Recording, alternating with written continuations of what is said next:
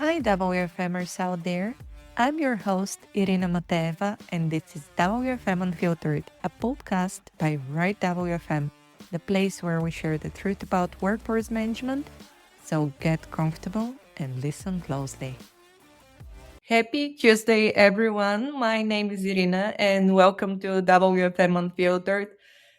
As usual, we're going to the UK, which I think it's a recurring theme the last couple of episodes, but for a change, I have no clue how to pronounce the name where my guest is coming from. So I'm just gonna hand over to my brilliant guest for today, Adrian. How are you doing? Yeah, Very happy to talk to you today. yeah, it's great to be here, Irina. Yeah, so for your viewers, I'm Adrian Hawes, and I'm a director and consultant at Select Planning Limited, which is an independent consultancy specialising in resource planning analytics here in the UK. I'm based in East Anglia, a little town called Alton Broad, which is actually on Britain's most easterly point. So if you imagine the map, look at the map down the eastern side. There's a little bit that bulges out. That's where I'm at. Okay, we need to mention that prior to the recording, I think I managed to already offend you by suggesting that there are no people when you politely correct me. There are plenty of people, obviously. There's plenty of people. There's plenty of strange people, in fact, and I probably one of them. Good to know then. And my knowledge is already corrected, but apologies for that. So, we are about to talk about something that seems to be a very hot topic for the last couple of years, and it is about working from home and whether this is a good idea or not, and when it is a good idea. And recently, I went into a discussion with a grand friend of mine that I really respect, Dan. Hey, Dan, if you're listening to us. So now we're going to redo that conversation with Adrian and see how do we feel about that topic and how do we make work from home work, or should we make it work? So what are your thoughts on the topic, Adrian? I think this is a fascinating conversation to have, because I think you have to step back and remember why so many people are working from home. They're working from home because they were forced to. They were forced to through a pandemic when governments decided we had to work from home. Interesting, if you go back before that, working from home was seen as a real innovation in where it was done rarely, particularly here in the UK. It wasn't done very much at all. Mm-hmm. But it was seen where you could do it. It was a fantastic innovation because it gave you huge amounts of flexibility, potentially, what you could do with your people. And actually, I think most of the benefits were seen as being to the organisation in terms of that operational efficiency, to be able to be flexible, rather than actually being seen as benefits to the individuals and what they could get from working from home.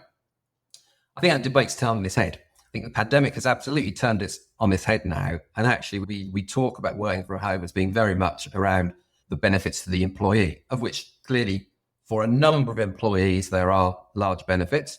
Actually, for another subset of employees, quite a large one, there are some big disadvantages. And I think the debate actually often gets unbalanced because as soon as you start saying, oh, there are some disadvantages to this, it's not all great, you can very easily be attacked for actually, oh, you're against flexible working then. Or actually you're against neurodiversity and catering for people with situations like that. And actually, no, I'm not. What I'm actually in favour is making sure that we're doing the right things for the right people.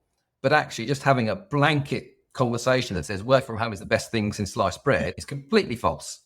And I think that the debate is actually raised out of control a little bit. And we need to bring it back into a more real place and have the debate rather than just having a yes, it's right, no, it's wrong, yes, it's right, no, it's wrong conversation, which happens too much on socials at the moment, in my view. It's an interesting point, and the thing that personally annoys me is the fact that we need to choose. It's either or. So either you completely hate work from home or you're completely for working from home. And I don't believe that there should be a universal solution that's working for everyone. And I started thinking about myself as employee. For me, yes, I love working from home to a certain degree, but there is so much more that I can do once I'm on site. Even it's from building a relationship with the people perspective, putting a face, a voice, a physical presence so people get to start to trust you and building that kind of relationship where you understand that you're a team and not just an avatar on a computer that maybe shows up or maybe the camera isn't working. So let's not turn on the camera because I'm actually in my pajamas right now. Yep. And I think what you touched on, and I really want to explore that, is we're talking about advantages for working from home, we never talk about disadvantages. So I want you to talk to me, what can be the disadvantages that you have experienced? Okay, I think you can always see it through the journey of an employee. I look back when I started work, as you can tell by the grey hair, it's a very long time ago. And it wasn't, call centres weren't a thing then, to be fair. We were administrative centres which had phones and did it all. We'd call it a blended environment now, but it's different. But it works for this purpose. I can remember turning up, a young 18-year-old, going into work. And I think to myself now, if I was having to start off my career working from home, I would hate it. I would absolutely hate it. From a number of perspectives. One, I've always believed work should have an element of social connection with it. Yeah. I think that's really important. I think at a young age for people, particularly when they're first getting into work, I think that's really vitally important. And I also think it makes you more connected with the organisation. Yes, you can connect in a remote world, but I think it's harder. I think it's really tougher. But I think that initial learning piece, I think that is massive. And I'm not necessarily even talking about formal training, classroom training. The ability to be able to sit with people, literally bounce off people. I don't quite understand this, what's going on there? Or I've had a tough conversation there. What do you think of that? Laughing it off, eating with people, that whole team thing that you alluded to there. Yeah. I think you to be able to recreate that in a remote environment is incredibly tough. And I think it really takes its toll. And I think you can really see that in certain types of contact centre, particularly where they're dealing with difficult, vulnerable customers. It's interesting here in the UK, not many, if any, of the ambulance services, for example, have their call handlers working at home. I think that tells you something, that actually there is a realisation there that actually that team environment in those difficult circumstances actually counts for a hell of a lot in terms of keeping people on a level playing field, keeping them engaged and positive and able to do their job in difficult circumstances. I wouldn't want to be a contact centre agent in those type of environments, sitting in a relatively isolated fashion at home on my own, because you never know what you're going to get on the phone. They're difficult calls. Do you really want to be sat there at the end of a call when you've just been dealing with someone having a heart attack on the phone? For example, in the worst case scenario, that's tough. Now, I know that's an extreme. I know that's an extreme thing. And not everybody's dealing with life and death on the phone every day. But actually, there's a whole range of stuff where I think people are left far too isolated from working from home. And yes, I know we're trying to change how team leaders operate and all that kind of stuff to stay more connected. But for me, and I'm old school, I think it's really tough to do that in a fully working from home basis. Now, clearly you can get into hybrid, and you've started the conversation there on hybrid. And I think there is a kind of happy medium for a lot of people. I do think, though, that the hybrid debate is interesting, because I've been to conferences where people talk about hybrids and talk about, our strategy is hybrid. Okay, we have a hybrid strategy. Okay, so what does that mean then? Our strategy is that people must come into the office 2 days a week. Why? Why have we chosen 2 days a week? We just have. Why? What are they going to do in those 2 days per week that they've got to be in the office for? You're not mandating which days they are. So you've got no guarantee they're going to turn up with their own teammates anyway. So it's random. Let's face it, most people will choose the middle of the week. So they'd rather be at home on a Monday and a Friday to extend the weekend. It's still random. What are they going to do differently when they're in the office compared to when they're not? And there's very rarely an answer to that. And so it begs the question, so we're just saying hybrid then because we think working from home could be quite nice for people. So we're happy to let them work from home, but we're not happy to let them work from home all the time. So we're mandating they've got to come into the office.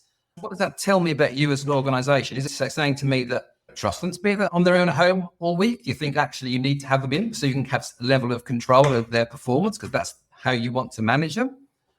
Or what are you saying? And I don't think, I've not seen any organisation that's been able to articulate to me why they have a hybrid strategy as it is. That's not to say it's wrong, that you should have a mixture of those elements, but the why is still missing for me. And I fear that we've lurched into it because we were forced into working from home because of the pandemic. People liked it. We as organisations were reluctant to bring them all back in because we knew there'd be a bit of pushback from the agents because a lot of them quite like it. So we've gone for this halfway house approach because it feels like a happy compromise without really knowing why. And it's just easier now to let it sit like that, isn't it? Rather than actually really make any other tougher decisions about why you want to do what you might want to do. And it just feels like it's just almost a stalemate and a plateau where we're doing what we're doing, not really knowing why, but it feels intuitively maybe the right way for a lot of people. But is it? And I think it's almost, I think a lot of organizations have moved on from it, just going to leave it as they are without really getting under the skin of why it's good or why it might not be. And I personally don't think that's very healthy. And the final thing I'll say about it is that if you're on the outside looking into our world, here in the UK, and I think in a lot of countries, customer service is diabolical at the moment. It's as poor as it's ever been. It's not going anywhere. There's a number of reasons, I think, for that. If you're an average punter out on the street looking at contact centres and you have a poor view of the service that contact centres give, and you know that people are working from home, whether it be hybrid or full-time, it's very easy to point the finger at the contact centre industry and say, actually, one of the reasons you're delivering poor service is because you let people work from home. Now, that's an unfair criticism, but actually, in terms of the perception of our industry, because we're doing so poorly, it's very tough to fight back on that argument. It adds up to all the other issues. Absolutely. And so it just snowballs the perception of contact centres in the eyes of the average customer. You work from home, you're not working very hard, you're not delivering great service. We just therefore think contact centres are very good and service is terrible. So we're not doing ourselves any favours right now with some of these things. And a lot of that criticism is potentially unfair, but perception's everything in this game, isn't it? Let me break that conversation because you mentioned such great points and we can steer that conversation in multiple different directions. But one thing that piqued my interest that you mentioned is that currently we are assuming that everyone prefers working from home. And I'm not that type of person. I prefer to be around people. Do I prefer to be around people every single day from 9 to 5? Absolutely not. No. But I prefer that element.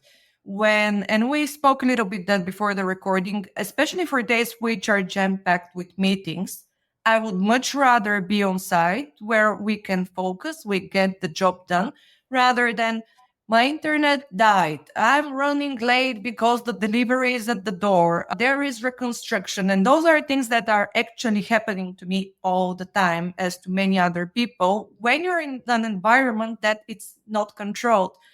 But the other point is we're not discussing the age and the generations that are working in a contact center environment, because I can certainly understand maybe parents, maybe a little bit elderly people that are working in the contact center would prefer to work from home.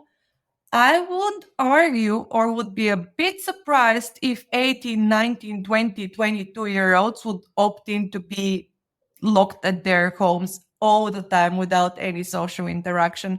And the reality is that a lot of the people that are working in contact centers are youngsters, are millennials, Gen Z, Gen X, and all gens like that. Yeah. But we are enforcing ways of working on them because the people that are making those decisions maybe prefer to be working from home. It's that simple. I think that's a really big point. I think a lot of the drive for working from home has come from middle to senior managers, a lot of whom are very happy not to have to come into the office because it saves an awful lot of money on commuting, particularly if I look at in the UK here. London allowance, people get paid more in London because it costs an awful lot more to live there. But actually, a lot of people who work in London and take London allowance have historically received that higher pay, but actually that they're using it essentially to fund their commute. And people commute for 3 hours or so on the train. Do you know what I mean? They'll come down from Manchester, all sorts of places on the train to work in London every day. They're more than happy not to have to work in an office now because they're saving huge amounts of money. So are they going to actually push for a return to the office? Absolutely not. And I think you make a really good point about the different age demographics. Although I think as well, I think there are some older people, but particularly if the people who live on their own, I personally think work from home isn't actually that great for those sorts of people either. Yes. From a mental health perspective, excuse me, I think that's really bad. And I always smile a little bit when I see people talking about the stats around people working from home. And yes, it's going to reduce attrition, it's going to reduce absence, it's going to improve people's mental health, it's going to improve productivity. It's rare you see that genuinely backed up with true data that proves that. Where I do occasionally see data that proves it, I look at it and say, that proves it. Where I see data that tries to prove it, I think the people that are producing that data genuinely have a particular point that they want to prove themselves, not least they've got tech solutions they want to sell into working from home environments that actually that's what they want to justify why working from home is so great. But no, youngsters I think are a clear pull for that because, like I say, they want social interaction. Most youngsters do. Yes, there are some people who have particular situations, whether it be neurodiversity, stuff like that, where actually working in a big office environment is not great for them and they find it far easier at home. Get that, let's cater for them because they deserve to be there. Genuine situations that need special situations, special working environments, probably from home where they're much more effective. Other people, I think there's a real mix out there. I think the cost of commuting is a thing. I think that does play into it, and you can't get away from that. With the cost of living these days, costs of fuel, train fares, all that kind of stuff here in the UK is ridiculous. That does clearly play into people's pockets, and so that is a driver. I think if that wasn't there, I think you'd see far more people wanting to work in offices, to be around people. I do think as well, if you're a youngster trying to make your way in an organisation now, how do you stand out? How do you make yourself stand out when you're just a face behind a screen? I think that's really tough. And I go back to my own career. I wouldn't have wanted to be in that situation because I just think it makes it so much more difficult to really stand out and build the relationships that are required to really progress your career, whether that's in the contact centre or outside of it. When you're working in a big office area, you have a chance to wander around. Water cooler conversations are often used as an example of it. But that's a fact. You could meet different people from different parts of your organisation, get to know them, build a relationship, start to understand what those parts of the organisation might do, understand if actually you'd like to progress your career into those kind of places. Whereas now, sat behind a desk as a contact centre agent, how do you get that chance to interact more broadly in the organisation and actually form a view even, let alone a desire, but form a view of what might be open to you in terms of opportunities and what might be suitable for you within that organisation in terms of a shifting in the development of your career? I think it's very restricting for people, or it's at risk of being very restricting for people in terms of being able to develop their careers within these organisations. Because let's face it, not many people come into contact centres actually wanting a career, long-term career as a contact centre agent. I think so. There's people who talk about that stuff, but frankly, that's absolute bull. There are the number of people who sit at the end of their A-levels or their university degree with an aspiration to be a contact centre agent is approximately zero. That's not what people aspire to. People aspire to all sorts of other things. People turn up in contact centres because A, they need a job, B, they don't know what they want to do, C, it might just be a stepping stone to do something else. I went to work for an admin centre when I was 18. I had no idea what I wanted to do, but I knew I wanted to work for a big corporate organisation, a particular one that I went into. I didn't want to stay in admin all my life, but it was a way to get into that organisation and find a way that I could pick my path through to actually end up doing something that would be a lot more fulfilling. And I genuinely think that's where most contact centre agents are now. And so therefore, how do you open their eyes if they're just sitting at home working in a contact centre role all day? I think that's really hard. Wow, that's a great perspective because, how do you know what's there if you can't see it, if you're not exposed to it? Because you made a perfect point. When you're in office, you're exposed, whether in conversation, you overhear something, different people interacting about different topics. And when you're at home, it's just interaction. Maybe you chat with someone about something, but you keep it very limited. Yes. And those type of additional conversations just don't happen. And on top of that, I was constantly wondering while I was hearing you speaking, if I'm a new agent, and let's say that my training is on site, and after that on-site training with my team lead, they go at their place, I go at my place, and this is how we work. It's so much more difficult for me to gain momentum and to start being proficient in my job if every single time when I need help, my team lead is nowhere, my senior is nowhere because they're on something else and I can't see them. I cannot go to someone else and I'm just relying on chat. But let's face it, chat is not as effective as its in-person conversations. No, you are You're absolutely right. I think, I come back to what I said earlier on, I think that ability to be able to bounce off colleagues is, whether it's for technical information, whether it's just to keep your morale up in difficult circumstances, I think that's highly underestimated. That team dynamic, when you're having a bad day, able to see a couple of people sitting opposite you, have a laugh with them for a few minutes, face to face, vastly underestimated today. And we think we can replicate it with a few comments on a chat. I'm sorry, just is not the same. Likewise, if it is for learning situations, I can remember when again, going back in distant past when I started, the number of conversations you just have, look up for your desk and say, I just can't remember what I need to do in this situation. But what do I do? And you've got someone literally sitting there who'll give you the answer just like that. You're not typing out a chat. You're not relying on a team manager like you say. It just makes all the difference to not just your skills development, but to your confidence as well. Just having that, knowing that person's there straight away, no problems, bang. I just think you develop at a far faster rate. And I do think we forget that the benefits of that. I just think we're scared to talk about it enough in this world. I think because we think as soon as we start saying, oh, actually, this isn't the greatest thing ever, we think the age is going to turn on us. And I see stuff posted on socials. Oh, if we mandate people returning to work, either on a hybrid or full-time basis, people are going to leave. They'll leave and they'll go and get other jobs. In this climate, will they actually? Sometimes we forget that actually there aren't 1,000,001 jobs out there for everyone to go for. And sometimes, yes, people threaten all sorts, but will they move?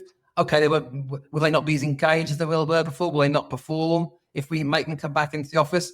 We make that assumption just because we've sent them home, not because we know it to be true. That's exactly what is strange for me, is because we're constantly making assumptions that this is what people want. And for the people that actually want working from home, okay, if the circumstances allows for it, go for it. That there's nothing wrong. But for me, when we're talking about flexibility, for me, the way that I operate as a professional and as an individual is to be able to communicate with people, at least from time to time, whenever it's necessary, whenever I want even. So for me, it's a very strange conversation when we're shutting down one of the perspectives and we're saying, okay, we have proven that this is working during COVID and we should stick to it. Why? And you made another great point, is that for people who are neurodivergent, maybe it's better to work from home.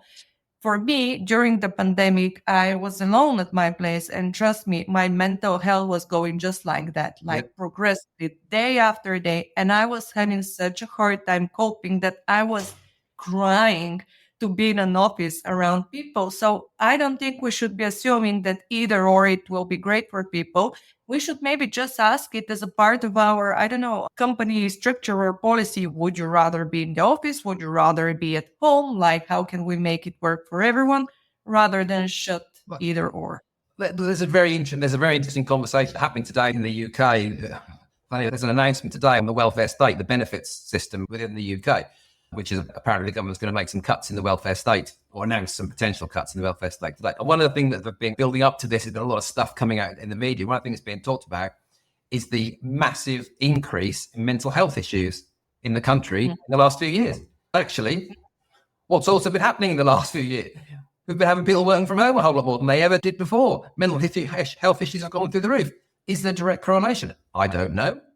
I'm not saying there is, but there is clearly two things happening there. People are at home on their own, and mental health issues are rising in society. Now, there's a vast array of reasons why that can be the case. I'm not parking it at the door of working from home, but there will be a number of people for whom it will play a significant part. And I think we should be absolutely open to that. And I do think the flexibility debate is a really challenging one as well. Because, there's a number of things on flexibility, generally, not just working from home, which are troubling. Because I was thinking when people say, oh, I want to work flexibly, and that could mean working, but I want to work flexibly. Most people who actually say they want to work flexibly, and I'll get shot for this, but hey, what the hell, it's unfiltered, isn't it?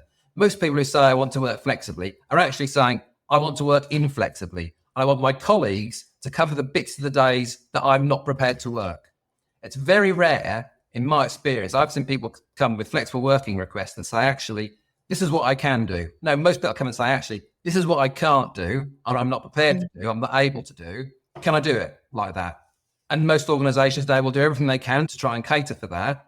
But who's picking up the slack?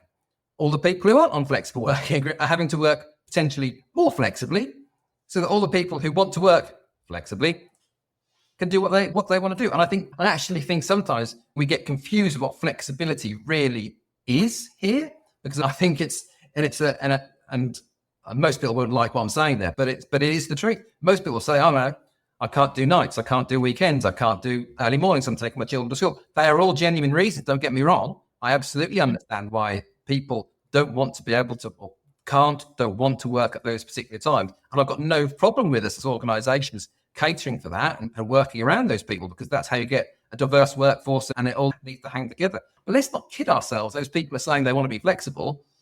They're saying they want to be inflexible. They're being very fixed, most of those people, about when they want to work. And the same is now true with where they want to work. And I think people are saying the same thing. I want to work here. I want to do this. And we run around and cater for it almost regardless. And remember too, if you go back prior to the pandemic, working from home was seen as an innovation to give you flexibility for the organisation.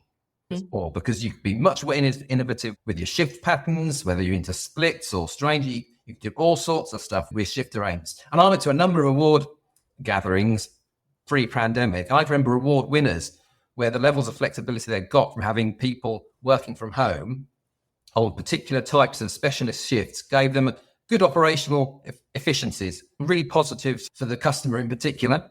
And they were held in high regard, these organisations. What a fantastic thing you've done. Very innovative, very flexible shift arrangements.